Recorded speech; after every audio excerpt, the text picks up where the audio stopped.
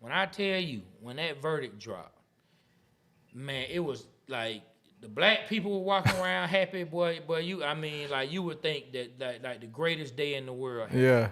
And our Caucasian brothers and sisters, they were not happy whatsoever. Yeah. And you could feel the tension in the job. Yeah. I say the tension was so thick. Yeah. You could cut it with a knife. That's how it was. I mean, you could feel the tension at our job. I don't think everyone spoke together as far as the white people that were working at my job and the black.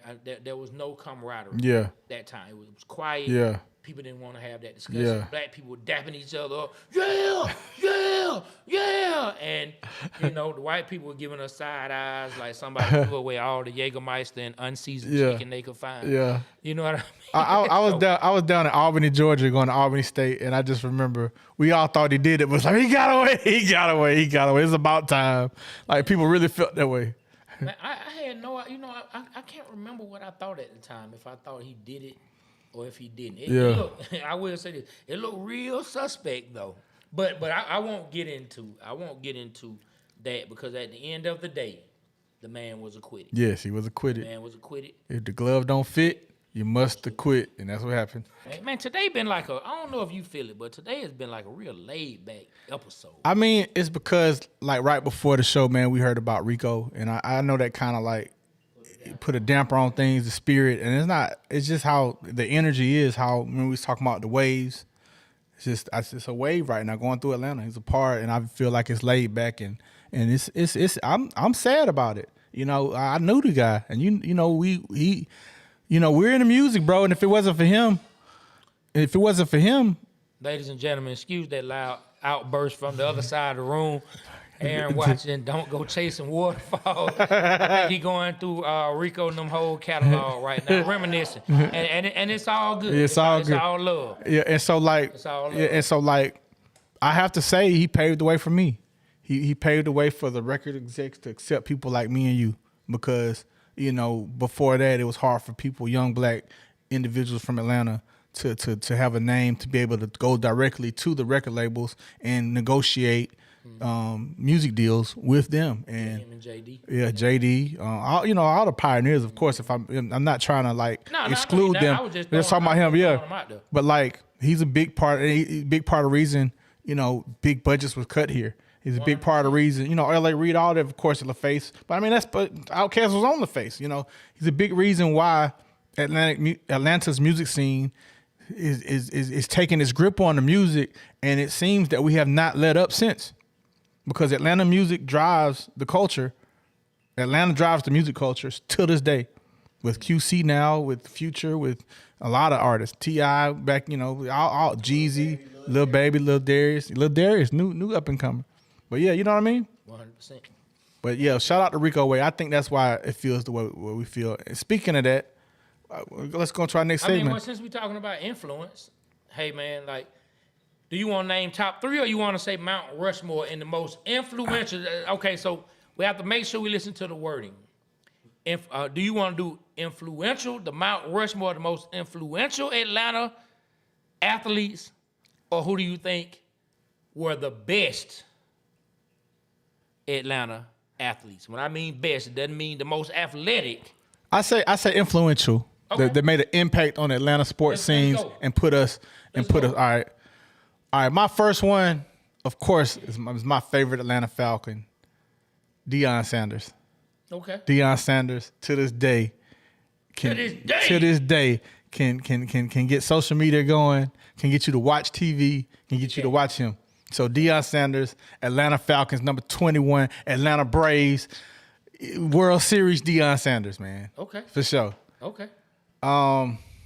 Number two.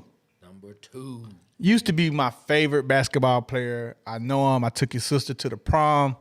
Hold on, somebody knocked him out of your favorite? Yes. Well, I gotta hear this. Trey Young.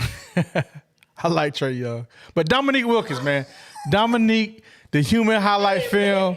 This man said Trey Young took Dominique Wilkins off his list. He did. It's your list, so I can't hate. But I was so Dominique out, man. Trae Young over Dominique. And I go back and look, and I just mad at myself because I hated Jordan because of Dominique. And I go back and look, man, I was smoking. Jordan was here, Dominique was here. But at one time I thought Dominique was here and Jordan was here, and I was delusional. I may be delusional for saying I like Trae Young better than Dominique.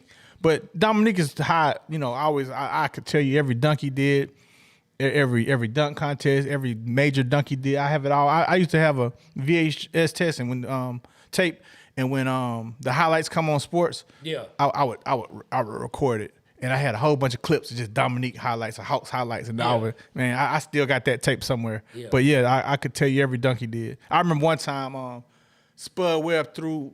It was against the Washington Bullets at the time. Spud Webb threw a half-court alley-oop. Dominique caught it, clutched it, and dunked it backwards. That was one of the dopest alley-oops I ever seen. Yeah. So just think if the Hawks would have drafted Karl Malone instead of Concag. Ooh. Wow. Because they had the opportunity. Wow, that would have been crazy. Dominique, Karl Malone, that would have been crazy. That's champion. Yeah. And so Dominique Wilkins, number 2. That's dog. That's dog. That's a good clip you made. Y'all watch that clip. All right, so Dominique Wilkins, number 2. Okay. All right. Number 3. I got to go with another Atlanta Falcon. He was influential in good ways and bad. Man, only good. Only good. All right. I got to go Michael Vick. Okay. Michael Vick. Only good. Michael Vick. And the 4th man, I got to go with old Henry Hank Aaron. Thank God.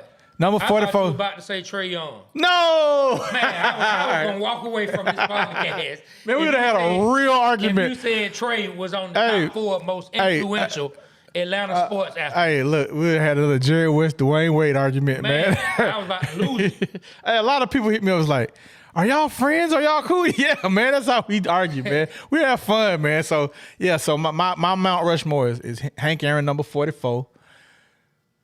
Michael Vick. Damn. Deion Sanders. Okay. And who was the Dominique Wilkins? That's my 4. That's my Mount Rushmore. That's your Mount Rushmore. Yeah, I think yours probably close to mine. What you think? I think you're correct. I think if I had to go with the most influential, then yes, I would have to go with those 4. Yes. I would have to go with those 4. Yeah. Dominique Wilkins, when I think about Hawks basketball, still to this day, I think about Dominique. And he put Atlanta on the map. Yes. On the map. I think about Dominique. I take it back. I take it back. Dominique, my favorite. Not Trae Young. No, you already I take it back. I take it back. You I take already it back. said Trae, Nah, I man. take it back. You've been black.